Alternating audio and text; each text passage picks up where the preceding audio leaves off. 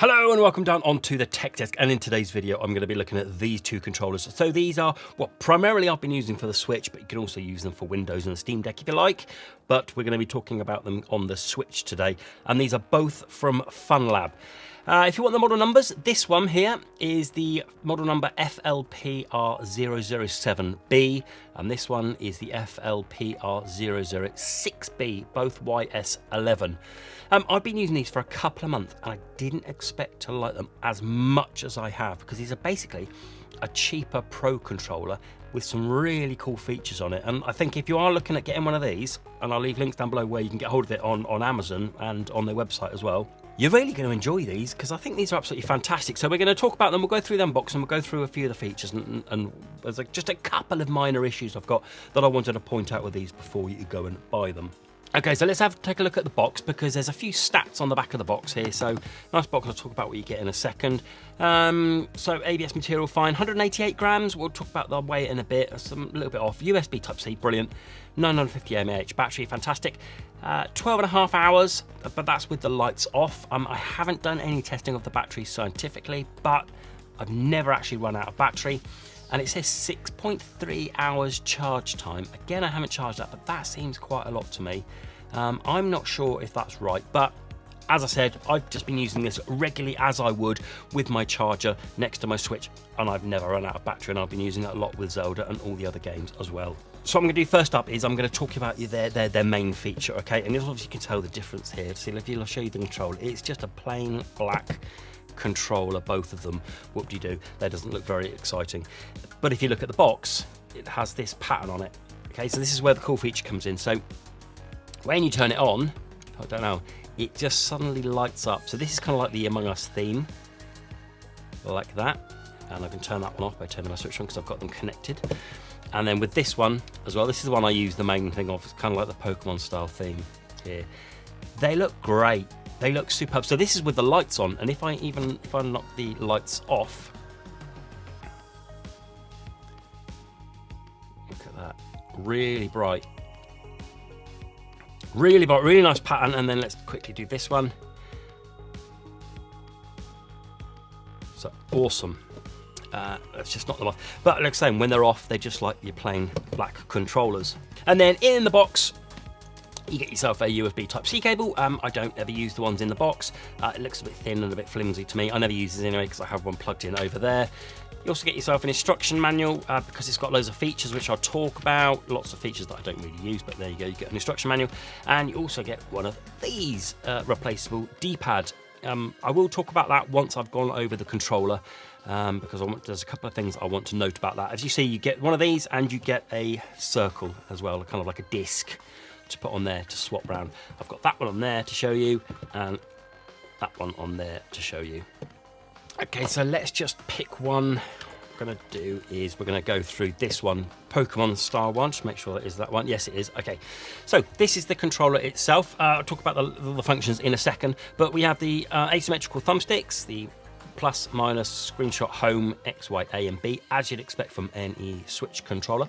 On the top, digital triggers, so we obviously have the bumpers, and then we have the digital triggers there.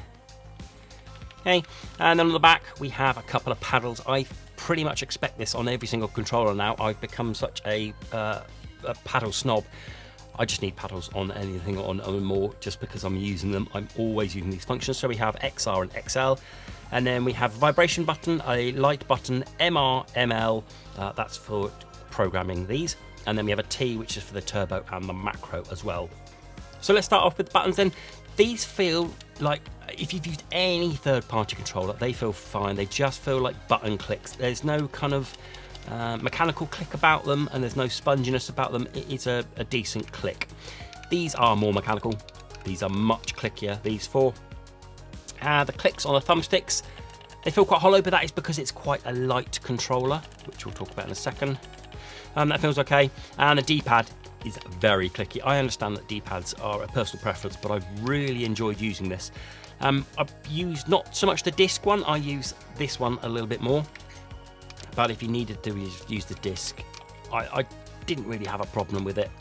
But I'm not a huge, in my fighters games, I'm not really a huge fan, so I'm not sure.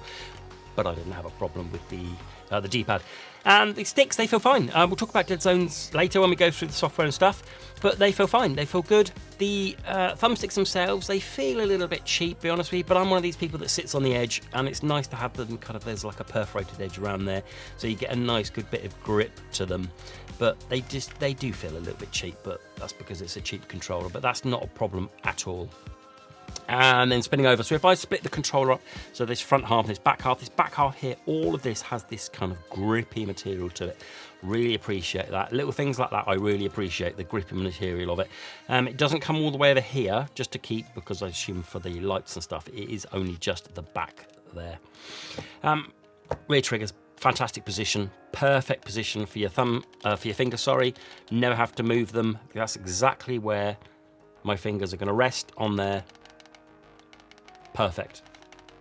And then the buttons on the back, these are a bit hard to press because they're quite flat, and I have to, every time I want to change like the vibration of the lights, I do have to turn it over and press them.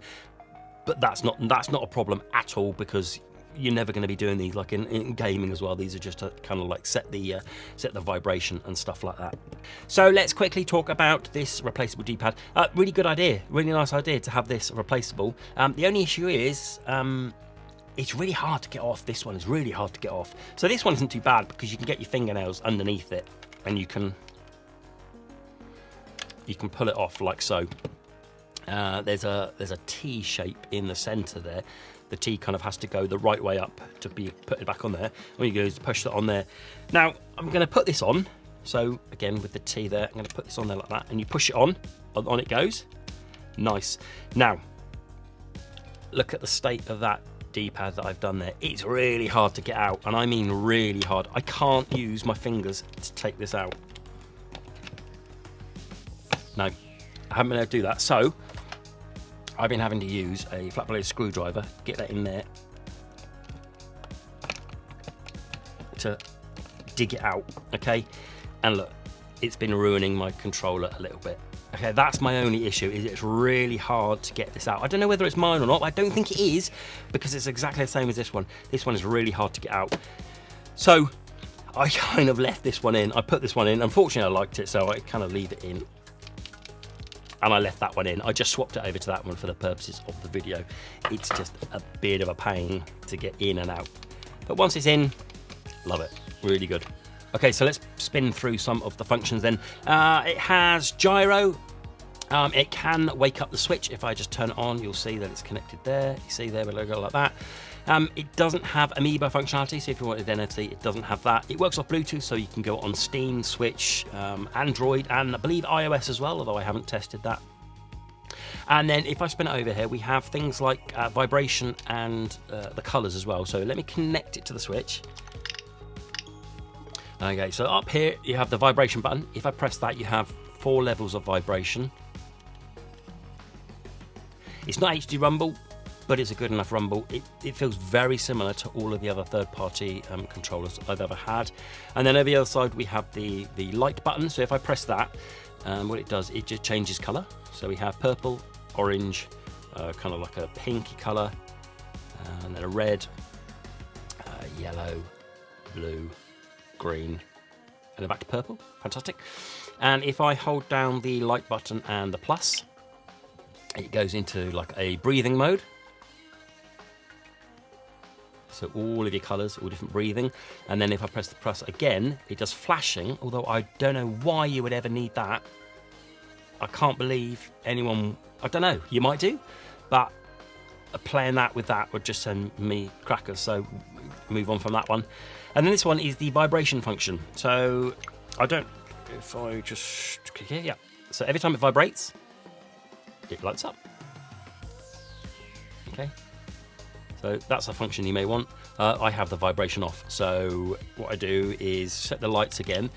But if you go back to breathing, it rotates through these. You need to get it back to static light. What you need to do is you need to hold this down for a few seconds to turn it off. Keep going, oh, it's off, and then press it once and it comes back on a static. That's how you change it to the static mode rather than those 3 other functions. So I have it on static, and then I just choose my favorite color. If you wanted to use turbo or macro, you use this button here. I don't ever use that, but you can do. It has automatic or manual turbo. Automatic turbo would do, it will press A without you touching it, or manual, you need to hold it down. Okay, brilliant. And then we have these functions here. So these buttons here, I'll just show you on the Switch. Okay, at the moment this one is A.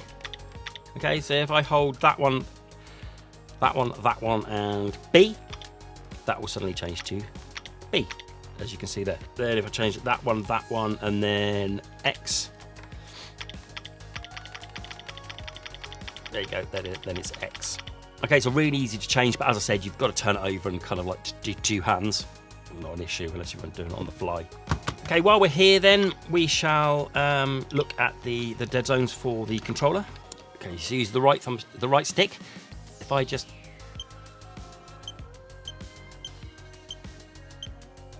probably a millimetre, if that, tiny amount of dead zone for there, and then if we move it all the way across, get to the end there, it's probably another millimetre or so at the edge. Okay, I'll go back and do this one. This is identical.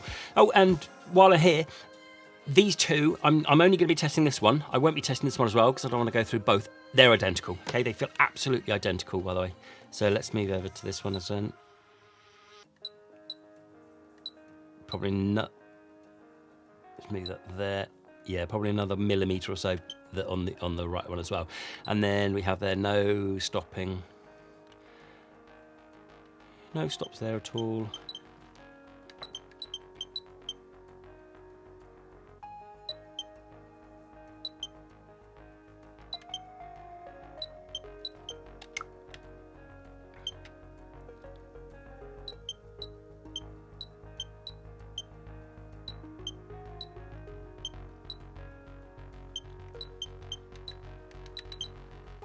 Okay, if you are the kind of person that's really worried about dead zones, you're probably going to be looking at a Pro controller rather than a novelty Pokemon style controller with lights anyway.